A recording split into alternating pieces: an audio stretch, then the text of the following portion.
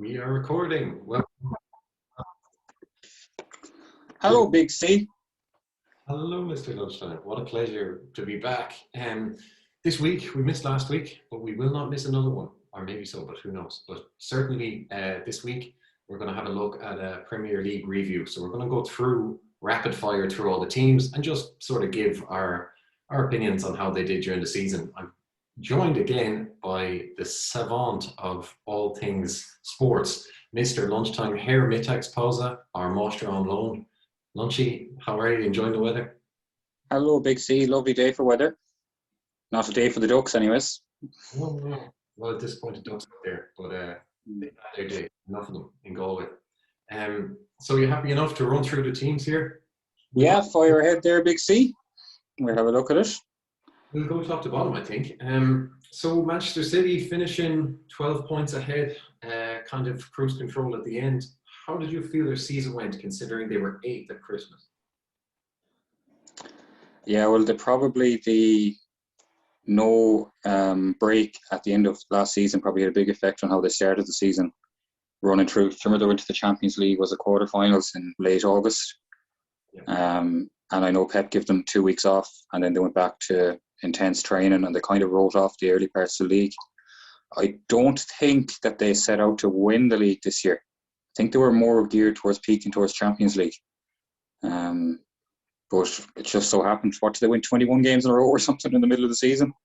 Yeah, that did. Now that they were 8 points down, they were in 8th at Christmas, but they were 7 points off with a game in hand. Yeah. So it wasn't the end of the world. It was really 4 behind Liverpool, who were top at that time. But for you, like, who really impressed this year, or like what was the catalyst that provided all that improvement from last year's? Well, I just think it's their squad, simply. Like, the way the season was this year with games every 3 days, it was so confined that they just have such a big squad that, like, it doesn't matter if De Bruyne, like, as De Bruyne was missing for most of them 21 game unbeaten run or winning run, whatever it was. Like, it didn't matter. Like, Gundogan stepped up, they brought back in Fernandinho, they have Rodri, the Bernardo Silva, all of them can play in the same place. I know they're not De Bruyne, but, like, you don't need De Bruyne to beat Burnley and Fulham and Sheffield United, I think they've timed it very well, and they've peaked towards the end of the season, and I think it's no coincidence with that they've gone so far in the Champions League as well. I'm impressed with them. I think they're just a machine. It's their squad though. Like, it's just, who can compete with that? I remember texting one of the lads there in one of the games, and they had pretty, like, a very, very strong team out. And then they had, like, Foden, Sterling, Gabriel, Jesus, Aguero, I can't even think of it, Stones, Zinchenko, all just sitting on the bench, like nobody else can do that. They went through as well, they added, it seemed like Ruben Diaz was the last piece of the puzzle for that defence. Like, Stones was back to form we hadn't seen from him in 6 years, and because Stones was maybe a year away from being a reclamation project at Southampton or Everton, but like Diaz coming in this year just really ignited something in Stones, and I thought he played quite well. You still have Laporte, who's a better defender than Stones, so they have 3 top centre halves now, provided Stones continues this run. Diaz just is a dog. He was one of the signings of the season. He's fantastic. Yeah, I couldn't disagree with that. Even though at the same time, they did concede as many goals as they did in last season's league when they finished second. So I think it's like, it gets spoken about a lot, the difference Diaz has made at the back, but I think it's more just going forward. Like, they're just unstoppable. Like, the games that they always find a way to break you down eventually, and, like, it's just, what can you do with them? Like, it's endless. Yeah. They attack. This season they I do know that they did concede a fair few. They conceded basically a goal a game, but everybody did this season, and City's defence was the best by a long shot. 10 goals better than Liverpool, who had the second best defence somehow. Jesus, yeah. That's surprising. Pardon me, Chelsea. That is surprising because it's wrong. But I thought it was all with my new system with the laptop in front of me. But even It's a great job. I was just going to say Liverpool conceded 7 at Villa earlier in the season. Like they hardly conceded that in the whole of last season. You know, that was it's an mad. extraordinary result. But yeah, so City definitely a plus, brilliant season. In a like 80. I still think they'll be. I wouldn't give them an A now if they didn't win the Champions League tonight. Like winning the league is bread and butter for them, but I would still say that the big aim was Champions League this year. I just got that feeling from the start. I think if they fail to win tonight, I think it's going to be like they'll do another double. They'll win a League Cup and league, but like it's the Champions League they want. They're not pouring all that money into win league titles. Well, obviously they are, but like they want the Champions League. Like Abramovich in his early days at Chelsea, when he went through manager after manager, it was all about Champions League. I think it will be a little bit of a damn squid for them if they don't win tonight. Yeah. Okay. So we'll settle on a B plus because I know we'll settle on an A. I'm not going lower than A. They fucking won the league and they were like they lost two of their last 4 games because they could. So they could have been on 90 something points, which will win you every league. They're on 86, which will win you most. United in second. What are your thoughts? I'll let you take that away as a United fan. No bother. Yeah, so I don't know. A lot of questions again, more questions than answers from Solskjaer. It's very, very like the reason I think he's still in charge is because he's so pliant and he's so malleable and he's such a nice guy. And by malleable, I mean the board can do whatever they want with him. He will accept with a smile whoever they decide to sign him or give to him. And no matter how they're going, as long as they're making money, the board don't particularly give a shit who's in charge, as long as things are going well and there's going to be bumps in seats next season. In terms of squad, I thought Harry Maguire had a very solid year. He's somebody who gets a lot of hate, Harry Maguire, but it's not his fault that he was signed for 85 million. That's what the bullshit is out of his hands. And like I know I said before that you could replace Harry Maguire with any best defender from any team in the Premier League. Like you could take Soyuncu or Fofana at Leicester now, who replaced him, and they'd both be as good, probably, maybe better. But like when we signed Harry Maguire, he was a 7 out of 10 kind of defender at Leicester. At his best, something around there. I think he's pretty much the same. Very solid year. I thought Luke Shaw came back, looked fitter than he had in a while, and was quite good. Kept Alex Telles out. But again, you need that option. Wan-Bissaka is a brilliant defender, but in modern football, your wing-back defensive solidity is the least important part of their job. So going forward, he looks completely lost. He's a guy who hasn't played football in years, and he gets really scared when he's on the ball. He panics on it. His delivery is average. For such a athletically gifted player, you never see him bursting down the line, taking up fullbacks, getting himself into the box for either to push it across the keeper or else take a tackle. But yeah, he'll need to show massive improvement. I think we need to invest at right back. I'm not convinced. I actually think he'd be a brilliant right-sided centre-half if you were to play a 3 at the back. I don't think he's in any bone in his body is inclined to attack. I think he'd just be a brilliant centre-half. He's so much pace, he can cover for defenders who make mistakes. If you had him beside Maguire and Lindelof, whatever he's called, the Swedish guy, in a 3 at the back with a proper wing-back beside him where he could cover that wing-back going forward, and you had him in beside the two of them, any mistake they make, he's so quick, and he's such a brilliant actor, he would cover it up. But he can't attack. He's good. He's a very good right back.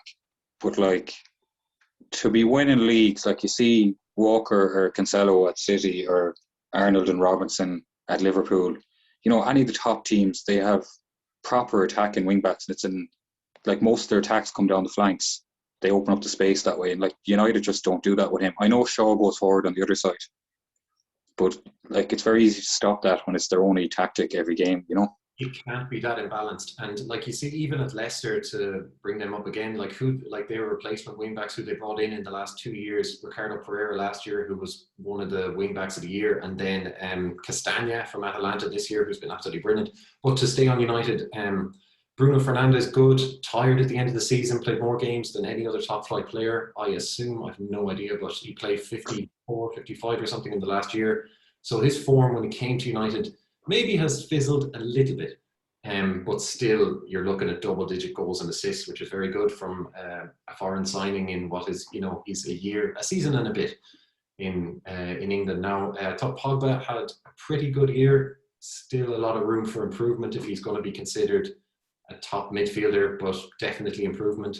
McTominay looks massively. He looks very one-paced. He looks like a kind of 6 out of 10 player who. Yeah, but he tries his best and he gives you everything he has, which you can't ask for any more from him. It's not his fault that he's placed into the middle of the Man United midfield. Like he's not good enough to be a starting central midfield player in a team winning a league. But he'd be a good squad player. Like he'd be a brilliant player at someone like Everton or one of them sort of teams. But he's not. I think he's a super low ceiling player. I don't know. I think his absolute best is mostly effort driven when he's box to box. Yeah. But again, he's technically not very good, and I'm not sure if he can get to that next level. But definitely a good an excellent Europa League final. I thought he was possibly United's best player. Yeah, he was. But I think United will need to sign at centre half and at centre mid again.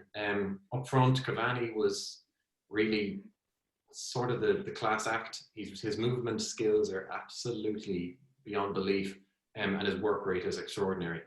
Rashford, I thought, had a very, very weak season, especially at the end of the season. He complained after the Europa League final of being struggling with injuries since September, which it really looked like. He really didn't. Yeah, it did. He only looked a shadow of himself, and I don't know. We need to see this Rashford that everybody keeps saying is a world-class player, because I've seen flashes of it, and flashes isn't world-class. World-class is consistently good. The majority of weeks of the season, Martial will hopefully be bought this season by me or somebody who can afford him. It hasn't worked. He's not. You can't keep talking about potential for a 25-year-old. I don't want to hear that. Potential is for people in their first year in the league or 2 years. Not a 25-year-old who's almost a veteran in that United attack now. Greenwood. Greenwood, we're looking at potential. Van Persie-esque finishing ability. We're looking really cool. That's United. I think it is a B at the start of the year. If you asked what would be an excellent result for United, I would say second would be an excellent result. Would have been a B plus if they had won the Europa League final, but I think Solskjaer was absolutely outcoached by a superior coach in Unai Emery. On to the pool. Top of Christmas, winners last year. Did they have a hangover? What happened? Yeah, they're hard to figure out, because I think Klopp made a mess of it when he lost all his centre halves to injury. When he moved Fabinho from the midfield back to the centre half, he shored it up a little bit, but they lost so much from the middle. And it wasn't until he actually gave the two young lads, what are their names, Phillips and I can't even think, Reece Williams, is it? Williams. Is that his name? When he actually played the two of them together, and they're both not in any way Premier League centre halves, even for a team fighting relegation, never mind Liverpool. But they did a job, and I think it just made such a difference when he moved Fabinho back into the middle. In fairness, when the pressure did come on, they won 8 of their last 10 games to get into the Champions League. It looked very unlikely with 10 games to go. But I think there was signs there towards the end that they'll be there back to their best again next year. Just by the way they finished the season, they'll take a lot of heart from that. Unbelievable finish, won at least their last 5 to pop into the Champions League spots. So a very positive finish. Seriously defeatist stuff from Klopp around a post. Yeah.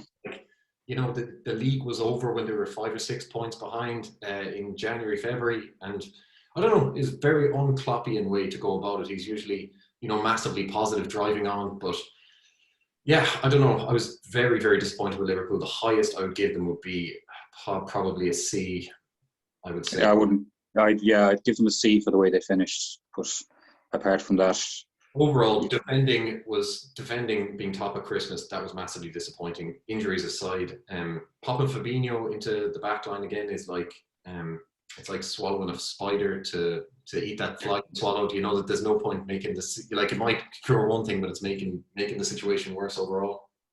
Yeah, and then he lost Henderson as well, who is very underrated for them. He actually makes such a difference. You only see it when he's not there. And like Jota had started the season. Like Fernandinho for City. Yeah, 100%. And Jota had started the season so well, and then he got injured in a meaningless game. That was Klopp's fault again. I think they'll be good next year. They're after signing the Leipzig centre half as well there yesterday. What's his name? Begins with K. Konate. Konate, yeah. Yeah, so they signed him. So he's a good signing. Very good young player. So they're moving fast. I think they'll be back next year to competing again, and that'll be it. Okay, so full resurgence next year. I don't fully see it, but because I do think there's a possibility of losing Mane or Salah, but if they can keep the band together and sign another centre midfielder, maybe Thiago will, like, we saw patches of his best, but maybe he'll improve. Second year in the league, a lot of players do. Chelsea, squeaky bum time into fourth. This is a big one. So it took them a while to realise that Lampard was a toxic influence in that dressing room. Mm-hmm. But it's the way with Chelsea as well, though. Like, managers get sacked and they finish the season well. We've seen this all before with Chelsea. Finish the season well, they start next season well, then halfway through next season it goes toxic again. So it is hard to know what's going on there. The bounce seems to be filtering out a little bit with Tuchel. I know they have a Champions League final tonight, and if they win that will sound silly. But they finished very poorly. I know they beat Leicester in that league game after the cup game, but Leicester had been on the beer for 3 days leading into it. Vardy started that game with a bottle of Blue Wicked and a Red Bull just to keep himself warm for the Sunday night, I think. So, like, they kind of fell over the line to get into top four. Now, they were never getting top four when Tuchel took over. So that, again, it's kind of the same as Liverpool in that way. They both kind of made it because of Leicester falling apart. Like, Leicester had a 12-point lead on them. Like, you shouldn't really lose that when you're towards the end of the season. I know they had a tough run in and they won a cup, but like Chelsea, just like losing to Villa last week, like, was shambolic really, when they had to win, and then relying on a result from Spurs, typical Spurs, nothing to play for. They go out and win on their last game of the season, beat Leicester, who had something to play for. Just typical Spurs really. On the positive note, Chelsea were dead and buried when Tuchel came in. Like, Lampard was blaming everybody and their mother for, you know, things that were clearly his fault. He was totally out of his depth. Tuchel came in, righted the ship, made them instantly very, very good at the back, brought back Rudiger and Alonso, and just made them really, really solid. Also, he performed seriously well in his first 12 games, better than you would have ever expected, only conceding 2 goals. They're going to be hard to beat tonight. I absolutely love under 2.5 in that game. I think City will win, but I think Chelsea will make it really, really hard for them. And if you're a Chelsea fan, you're getting even money, double chance on Chelsea. That's lovely in a final. You'll take that every day of the week in a one-off game. So, of course, yeah. Yeah, I think Chelsea overall massively positive since Lampard left. Tuchel has a bit to prove. They did sputter a bit at the end. Fact of the podcast: Chelsea's top scorer was Jorginho, scored only penalties with 7. That is a fucking glaring hole in the team.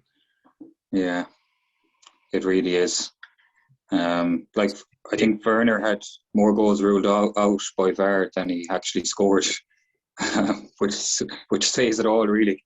Do you expect some improvement from Werner next year, or is it all? I do. The signs are there since Tuchel came in. Like, he's getting in the right places. He's still missing chances, but he has, like, off the top of my head, I think it's 12 or 13 assists at the same time. Like, so he hasn't been as bad as, like, some of the sites on the internet would make it seem, or the memes. But like, he is, like he is showing signs that he's there, and he's second season. You'd have to give him a chance, but it's hard to know. Like he is proven in Champions League, he's proven in Bundesliga. Right, it's not the same level, but you can't just stop scoring goals overnight either. So I don't think Lampard had any confidence in him. That really hurt him, and Tuchel seems to have faith in him. So we'll see. I'd give him the benefit of the doubt. I think we'll see him at the Euros with Germany, what he'll be like. Team building. I was just going to say the Euros could be the making of him. It looks like a confidence thing. His movement is brilliant. He's like, I watched him live for Leipzig against Schalke, and his movement was unstoppable. He's sprinting all over the place, trying to find gaps, pulling centre halves all over, and he seems to have really good natural movement skills and speed that gets him in the right spot. And I think the goals will come, and I think it's a confidence thing for now. A good Euros will fix that very quickly. 3 or 4 goals, 5 goals in the Euros, and he's a new man. We'll fly on to Leicester City. Hard one. I'm giving Leicester City a B+, because the FA Cup win is absolutely massive, and I think that's bigger for their fans than the Champions League appearance next season. I think that they have the guts of a team that could be top 4 challenging for the next 3 or 4 years. In Castagna, Sayonchu, Fofana, who's only 20, he was a wonder signing.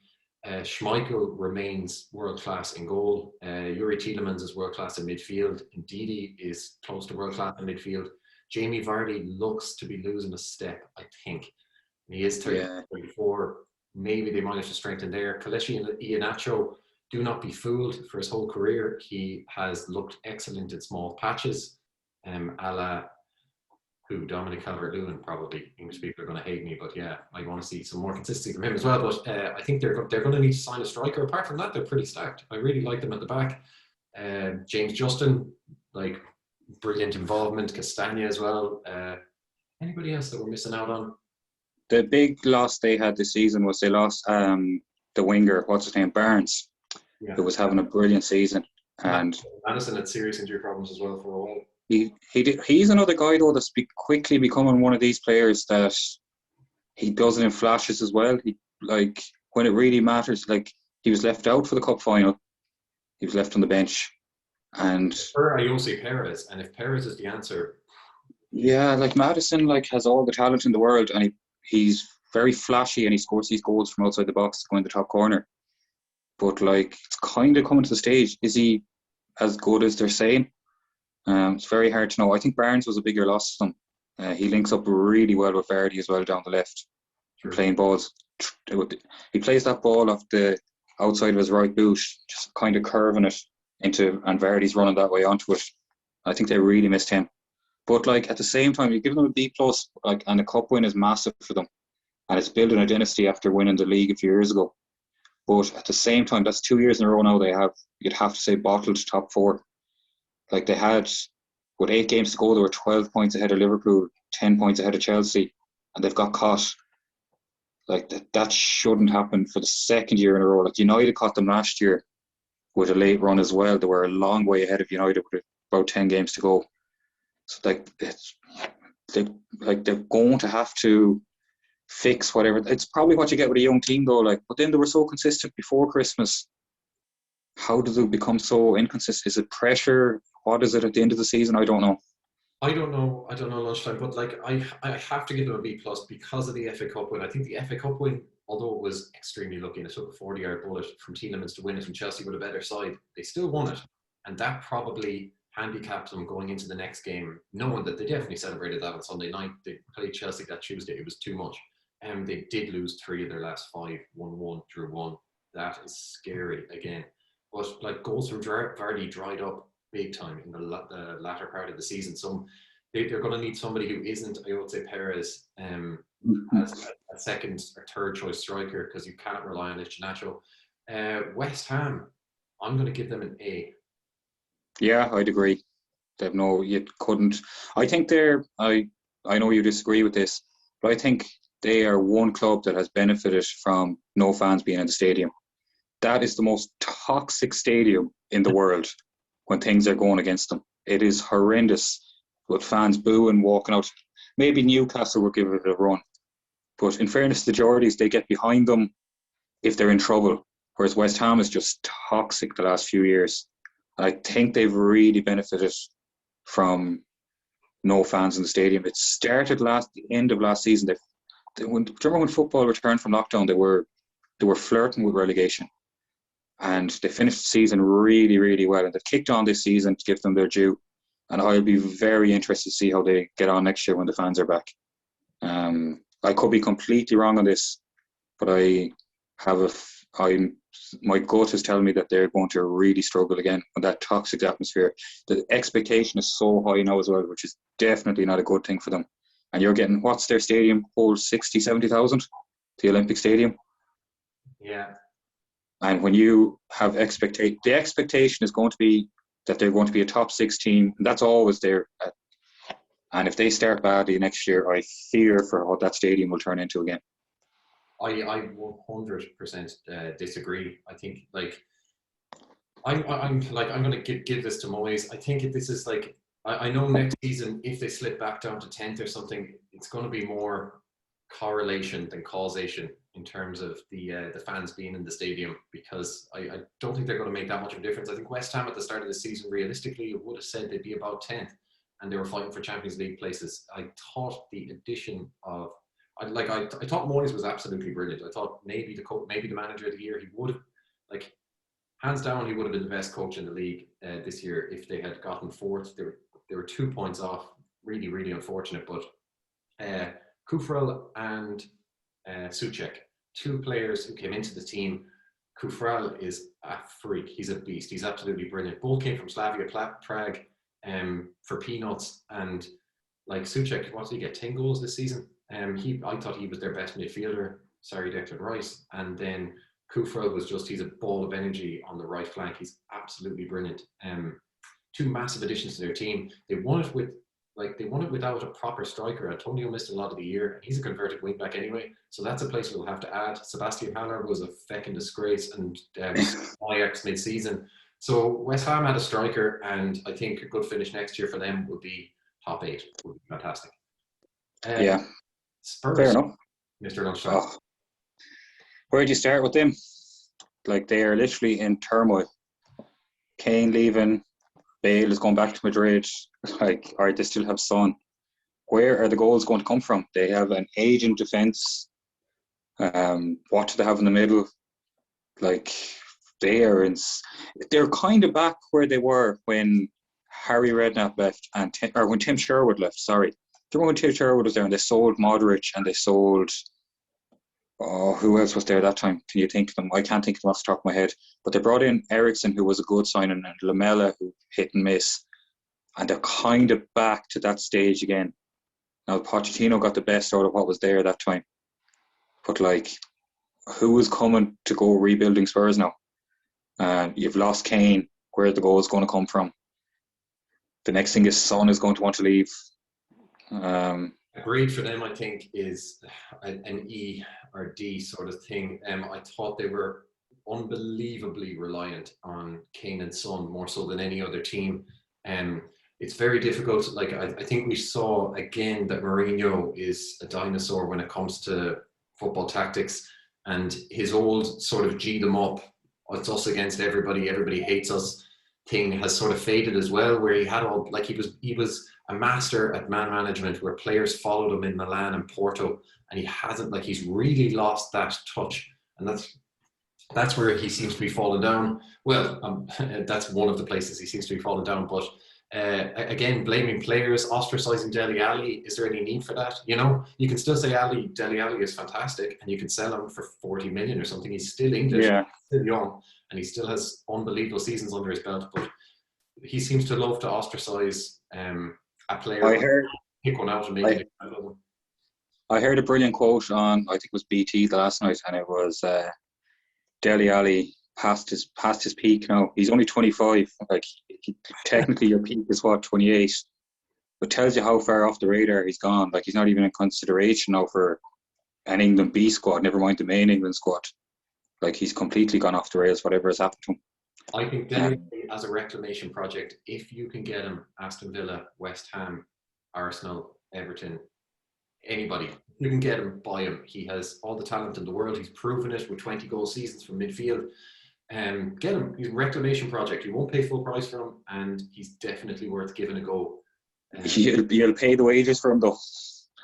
He will, yeah, but he won't have that much leverage if like after the last few years at Tottenham. But just going back to Tottenham again, it's going to be very, very hard to rebuild. I don't think they'll lose Kane. I think they'll find a way around that. If they don't, then they're going to lose 27 goals from Kane. They're going to lose 11 goals from Bale. And then you're just up to Son, who's an unbelievable secondary striker, but I don't think he likes being he doesn't really play as a 9. So No. You'd lose an irreplaceable partnership in Kane and Son, or you'd lose half of it, and it could be really dire for Tottenham. They'd have to sign unbelievably well, and we know when you're signing players, like when you have to sign a striker or something, it's 50-50 is the best you're going to. It can take the 6th or 7th striker you sign to be the one. Yeah. And like they're very lucky he came through the system there, and like he came through and they didn't have to worry about buying a striker for the last 6 or 7 years. They probably have no backup plan at this moment in time for a striker, and it's going to be very hard for them. I just can't see if Kane leaves there, they'll be lucky to make top. I don't know, what are they now? 7th or 8th? 7th.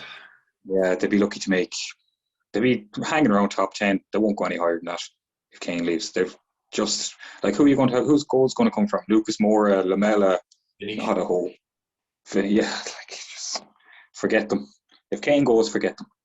If Kane goes, that could be the start of a house of cards, and more people might want out. That new stadium, I just think they have to break the bank to keep Kane, because that new stadium, they need a star to fill that, and they need the fans on side. And Daniel Levy is seriously disliked as it is. Let's get on so we don't go on for an hour. Arsenal, I would have expected them to come about 8th, and they came about 8th.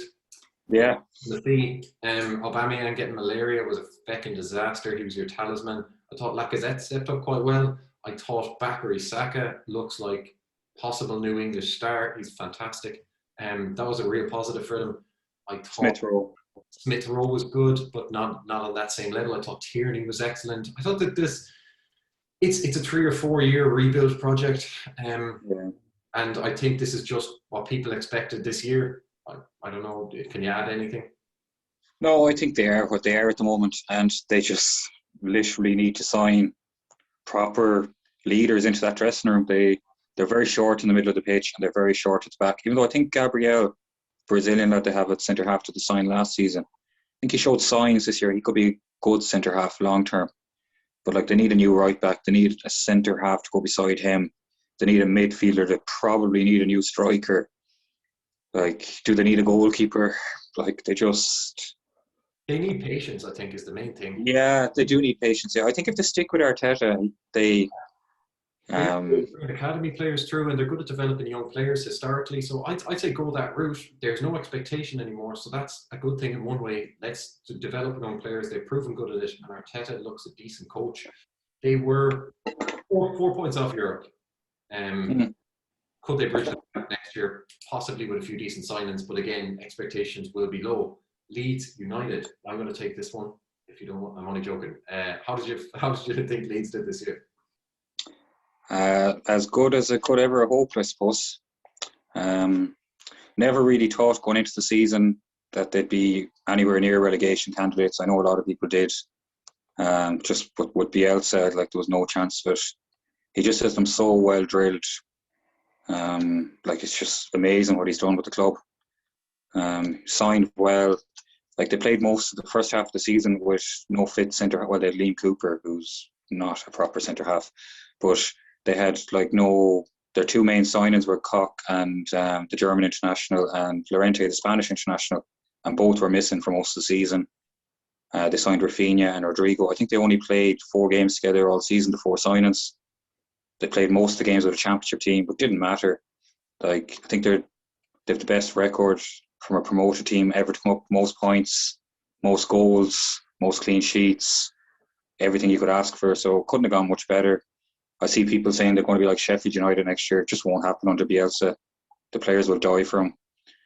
They still need to strengthen. They need to slowly just bring in a better quality player if they want to go higher. But the board is very ambitious, so yeah, couldn't be happier. A plus team of the year. I wouldn't call them team of the year, but I'd say very, very happy. I'd have to give them an A for what they achieved. Like, it's not many promotion teams that come up and are safe by Christmas with half their squad missing. So, like, you know, they went in with a striker that nobody thought would score goals in the league. He got 17 in Bamford. Dallas, who is an unbelievable player, started the season left back, slotted in as centre mid, not a bother him. I don't know how many goals he scored, must have been 6 or 7 anyways, from the middle of the pitch. Got an instant impact from Rafinha. Like, it's not often you get the South Americans getting such an impact, and it's usually a sign of a top player. Main thing is going to be holding on to him. Rodrigo got COVID in the middle of the season. It was very slow after that, but he finished the season really well. Scored, I think, 4 goals in his last 4 games. So there's only positives really going forward until next year. Bielsa still has no contract signed, which is a bit of a worry, but that's the way the man rolls. So, very happy. They are a Bielsa away from being in real trouble, because they leaned on his system so much last year. Like, Stuart Dallas was fantastic, but again, he's a workman-like journeyman, to say like awful things about him, but he was just fantastic for like a player of his caliber, who's more of a championship player, we'll say, but not this year. Using players like Ayling and stuff, who would look out of their depth at the higher end of the championship, won't do next year if they want to kick on. I thought they were phenomenally unlucky with the injuries to their young centre halves, and when they came back later in the year, they looked really, really hard to score on. I think Meslier has a lot of improvement in him. I really think his ceiling is really high as a keeper. It's hard to start in the Premier League when you're 20, and if they stick with Meslier for a few more years, they might have a real star on their hands. The best thing I ever seen is when they're on the TV. Whenever they concede a corner, the stat comes up: goals conceded from corner, Leeds 13, 20 position in the league 20th, and it's literally been on 13 since February. So that tells you how sneakily they've improved at defending set pieces. I think they've conceded 1 goal from a corner in the last 15 games or something, whereas they've conceded 12 in the previous 15 alone. Llorente has made a massive difference since he came in. I think you have the stats in front. Is it 12 clean sheets they kept? Bear with me. For a team that are literally supposed to be, all their games are madness. Like, they kept an awful lot of clean sheets that went kind of under the radar. The figure here is an awful lot, because we won't be bound by getting shit right. They can do that in Sky Sports. Everton in 10th. We're going to zip through the next ones. I'll take the next one. Everton, you're getting a C. Oh, I wouldn't even give them that. C minus to a D, because nice looking start, beautiful looking signings into Corey, Alan, Dominic Calverloon, Sean for the first part of the season, disappeared for the second part. I expect his career to look like that for the next couple of years, where he gets massively hyped up by the English media. I thought he put on a bit of muscle and stuff, looked good at the start of the year, and then showed more. You do see it very often from mid-range strikers, where they hit a bit of form and they look fantastic for 5 or 6 weeks in a row. But Chris Wood was equally as fantastic for the last 8 games of the season. Nobody's saying he's the top striker in the country. So, Dominic Calvert-Lewin was foreshadowed what the rest of Everton's season was when his form fell off, because they were just up and down, very, very mixed bag, really struggled to score goals, 47 goals all season. That's one more than Newcastle.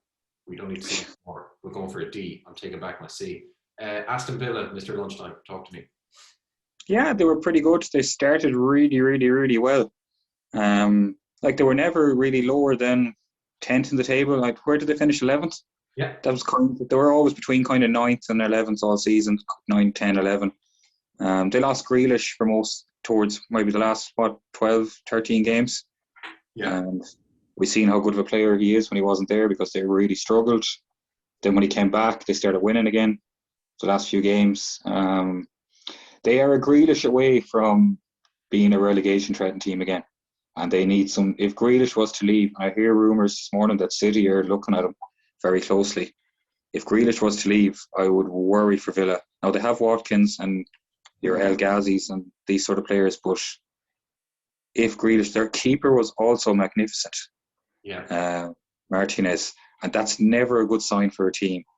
That are if your keeper is keeping you in games and you win a lot of games by goal. We've seen it last year. We both agreed last year with Sheffield that this was going to happen to them. If you're winning so many games by a goal and your keeper is making 5, 6, 7 saves a game, that doesn't usually happen 2 years in a row. So if Grealish was to leave, I'd worry about them. If they keep Grealish, then they won't be in it. They'll be another 11th next year. I'd give them maybe a B. Yeah, I'd give them a B. I'm giving them a C because I thought Ollie Watkins was a really good addition. His form kind of translated from the Championship. He's still quite young, is he 24? So maybe a bit to learn at this level. But certainly looks a nice striker, really big, good movement, good in the air, good finisher, very quick. He could be a big addition. I think they're so Grealish-centric, and without him, I think they're going to be relegated next year. They'd be my outside bet at 6-1 next year to be relegated if Grealish moves.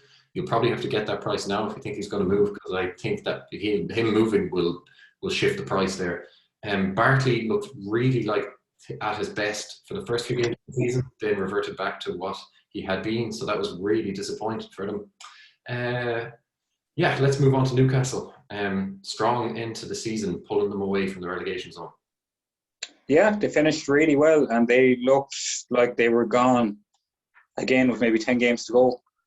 But they came through. A lot of it was to do with Saint Maximilian coming back into the team. Like, they literally have nothing without him. Himself and Callum Wilson, like, if the two of them aren't there, they do well to survive the Championship. There's no goals in the team. Steve Bruce. Shelby still looks like their best midfielder. Steve Bruce, rumours that he lost the dressing room completely mid-season and seemed to quiet down a little bit as Wilson returned and Sam Maximan returned. Joe Linton looked exactly like the player who they bought, who was crap in Hoffenheim, like 7 goals in 30 games. He looks exactly like a player who scores 7 goals in 30 games in the highest scoring league in Europe. Wolves, for me, Newcastle for me is a C+ for their finish, because it looked dead and buried and they pulled it out. So yeah, I give them a C. Yeah, towards the end. Hello. Of the wandering variety, Mr. Lunchtime. Wolves. Yep. Yes, like they struggled, but at the same time they lost Shota and Doherty before the start of the season, where a lot of their goals came from. They lost their left-sided attacking wing-back, Johnny, who everybody seems to forget about, but he created so many chances. Excuse me. They also lost Jimenez, their goal-getter. They were missing Bowley for most of the season. You know, Saiz got injured. Cody had injuries. I think it was just one of them years. I think as well, injuries to their centre halves. That was their rock last year. Cody, Bowley, and Saiz are absolutely brilliant working together. Rui Patricio, 2014, the highest voted keeper in the world for the Ballon d'Or. I think he came 7th. He is super solid, very good keeper. He did okay, kept them in a couple of games, but Wolves look bereft in attack since Jimenez had that Humpty Dumpty injury and broke his crown. So I don't know. It all depends if Jimenez comes back. If he doesn't, I could see them being relegated next year. I think in midfield, Moutinho was also, like, he has the physicality of your uncle anyway, but like, he seems to have, I don't know, he's coming towards the end of his career. He's still an unbelievable ball striker and stuff, and he strikes a lovely ball, but like, Neves, I've never believed the hype on Neves. I don't know why he's worth 50 million. Scores a screamer or 2 per year. Not good enough for me. But yeah, Wolves will need to hope that Jimenez is an incredible hold-up striker, and he can be up there on his own all day. He's an unbelievably hard worker. He's a class act, and you just hope he comes back to his best, because he's a superstar. They will have the other two as well that kind of were in and out this year as well. Daniel Podence and what's the other guy? Pedro Neto. Like, they're two, what are they, 20 years old Like they're very young. I was very impressed with Neto this season. I think he's a brilliant player. I think he's the next Shota, maybe even better. But if they had Jimenez with the two of them playing for a full season together, if they have them next year, they'll have enough goals to keep them up if they have them. It also depends on who they appoint as manager and who they sign. But yeah, there'll be an interesting club to follow during the summer now to see who comes in and who goes and all that sort of stuff. Yeah, like I was just going to say they've Andre Silva, or sorry, Fabio Silva as well. Would didn't see a lot from him. He's super young and he's kind of underdeveloped physically, but maybe he can improve next year. Yeah. The most overrated player in the league. Probably if he leaves for 50 million, you should be rubbing your hands together, Wolves, because again, what's he get? 1 goal this season, 2 goals. Looks really flashy on the ball. 2 goals, 2 assists, 37 games. That's him in a nutshell. Sell him to Barcelona.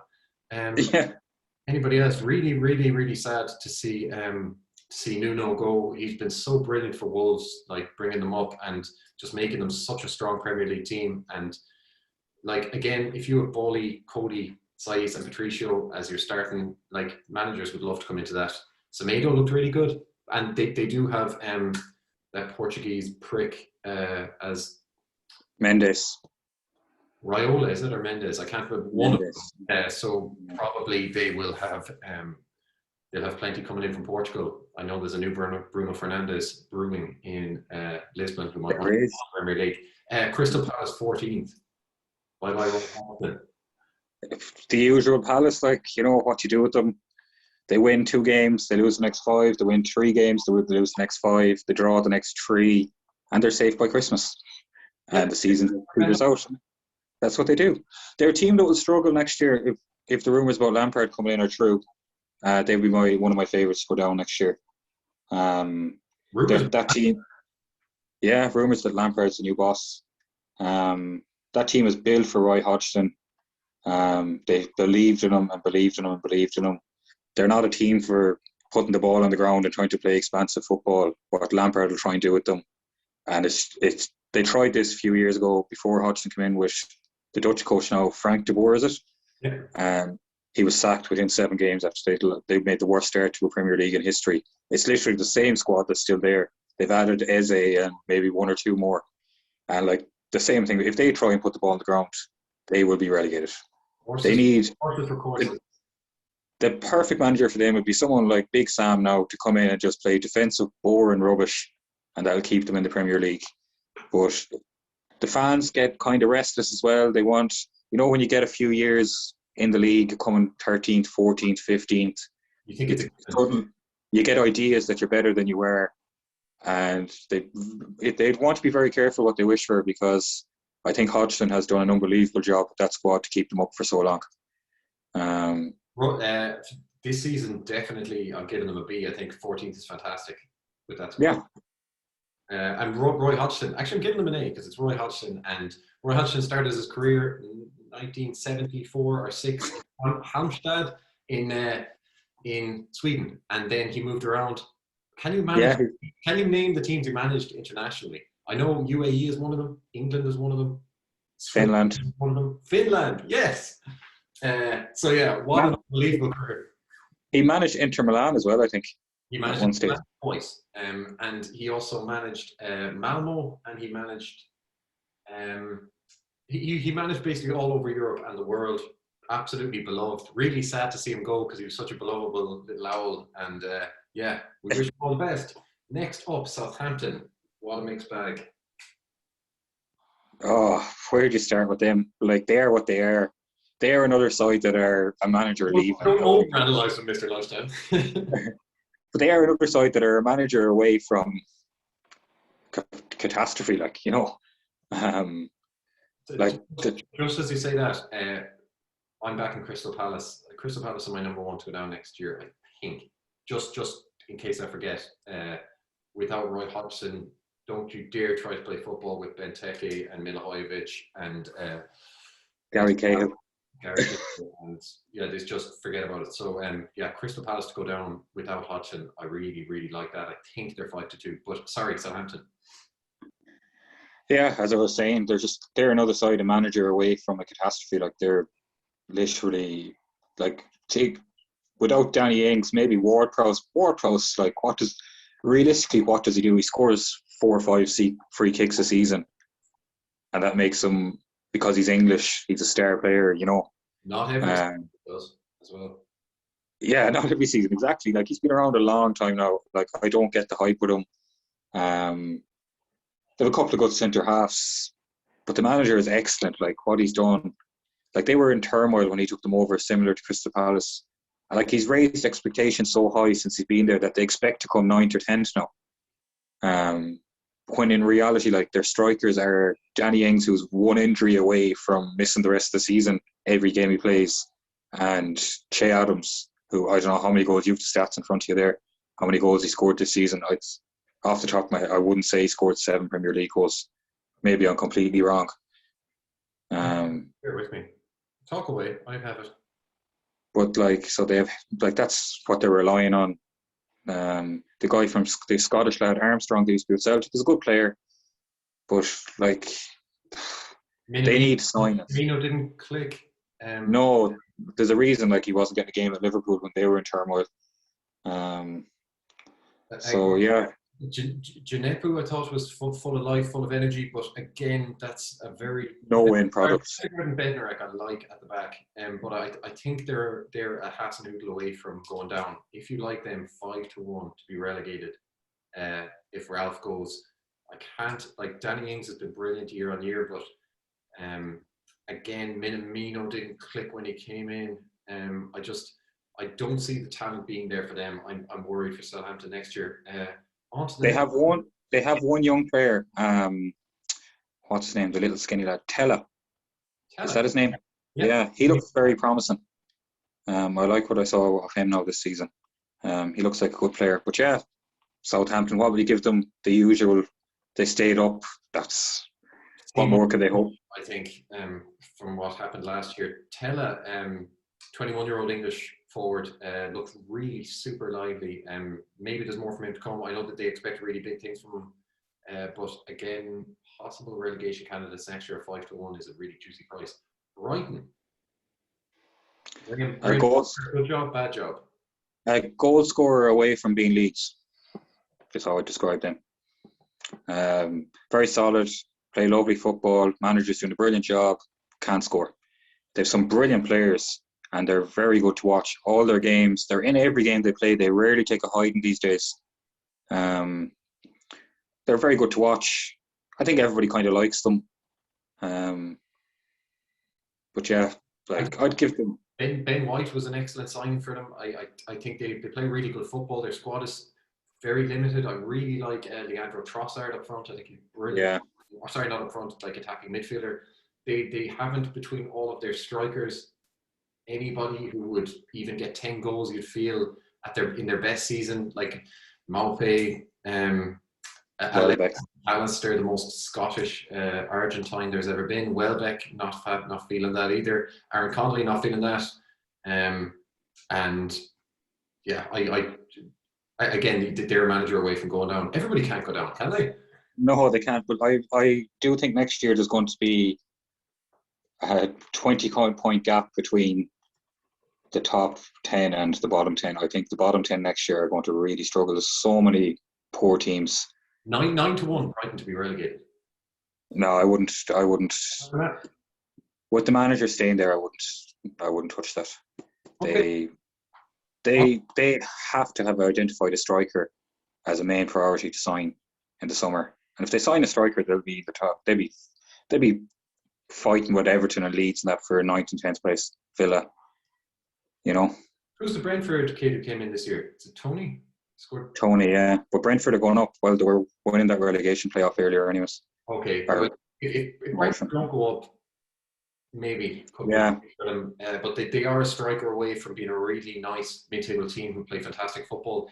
They created so many chances this year, and they really didn't do themselves justice in 16th. I thought they deserved to higher up. Burnley in 17th. Sean Dyche holding the show together. Yeah, sure. Give them an A. They did what they had to do. They struggled with injuries. They lost their first few games. Everybody talked about them going down. Dyche got them in, made them hard to beat, picked up enough points, and they're safe. That's Burnley every year. You can't be relying on Mate Vidra scoring goals in the Premier League. Come out of it. Chris Wood was a phenom for the last. What did he get? 8 in his last 9. I'm supposed to be doing the stats. Yeah. Possible. He kept them up. He kept them up. Yeah. Again, they finished 10 points, 11 points clear, which was a little bit deceptive. They scored 33 goals in 38 games, and that was like maybe 9 in their last 8 from Wood alone. So that's really scary. But again, like Sean Dyche is holding the whole show together. I wish they'd support him with big cash this summer. He totally deserves it. But I'm going to give them an A as well for staying alive. Let's quickly move on to Fulham because this podcast is going to be long. Yeah, it's going on too long now. We'll put the 3 of them together. The 3 that got relegated, I would say, are 3 of the worst teams to ever play in the Premier League. They are like so far adrift of poor teams that were ahead of them in the table. They couldn't even drag them into a relegation battle. They're so bad. West Brom, shambles. If you're 27 points behind Newcastle, you know, 17 points behind Newcastle, Christ above, and Newcastle were a shambles. Exactly. It's all about Fulham. Fulham were the best of them. So, yeah, good riddance. Anybody staying in the league out of those 3? What do you mean? Will anybody be signed from maybe Matthias Pereira, for example, who by a Lookman from Fulham. Yeah. There's another guy there in the middle of the pitch for Fulham. Is it Anguissa? Yeah. He's a good centre midfielder, box to box. But yeah, there's a couple of players actually at West Brom. Is it Digana? They signed him from West Ham at the start of last season. An attacking player. He looked promising until Sam Allardyce came in, and then once Big Sam came in, sure, he wasn't going to get a look in. Then you have young English striker, 1 goal, highly rated, 12 million rated on Transfermarkt. Maybe he'll get a move up. I haven't seen a lot of West Brom, so it'd be remiss of me to say anything. Sheffield United, have they anybody? Maybe Sanderberg was injured all year, Norwegian centre mid. Maybe John Egan. Apart from that, I think if they kept Chris Wilder, they would be looking for to rebound bounce back Premier League next year. Bounce back. I think it was a basketball thing, but yeah, but now I don't see it at all, and I think they could have real trouble in probably the world's most competitive league, the Championship, next year. Mr. Lunchtime, that was a thing of beauty. God, I wonder that was so long. Right, we'll wrap it up for this week, will we? Yeah, let me tell everybody what's coming up. So on www.hunchstein.com, if you like soccer, go to that site. We have a Euros preview. We've done 4 teams so far: England, France, Holland, and Denmark. We've done betting previews for all of them, what we like, or just say a general preview, and we're what position we think they're going to come. It's an unbelievably competitive Euros. If you're putting on a bet or looking to bet, have a serious look into which teams are playing at home. England have a soft group with Croatia, Scotland, and Czech Republic. That's a reasonably soft group in terms of the quality of team. They also play every game at home in Wembley. But if they win it, they will probably be playing France, Portugal, or Germany in the quarterfinal, more than likely. Anyway, we will definitely do a Euros podcast. We'll probably do 2 a week throughout the Euros. We'll be back next week with a Euros roundup. Have a read of the articles. Let us know what you think. And we'll be back for the Euros podcast next week with betting tips for the first round of games. I'm so excited. This is the most competitive Euros ever. Mr. Lunchtime, you're a gentleman. And a scholar. Bye-bye. Bye-bye.